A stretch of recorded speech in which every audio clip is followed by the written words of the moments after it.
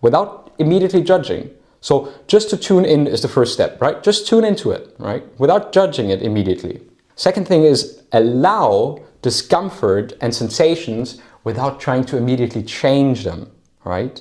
And with not resisting it, right, you don't feel the spike. Because what do you do when we resist our thoughts and feelings? Often they get stronger, right? We fight against the feeling that we do not want the spike to be here, and then we resist it, and then we are in this continuous battle with feelings and thoughts. The amount of attention we pay onto tinnitus just gets higher and higher and higher. Then allowing begins to deflate your reaction to it.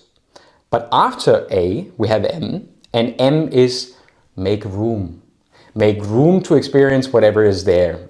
Use slow breathing, like taking 4 seconds in breath and 6 seconds out breath. Hold a gentle posture. Hold your hand on where you most feel the feelings.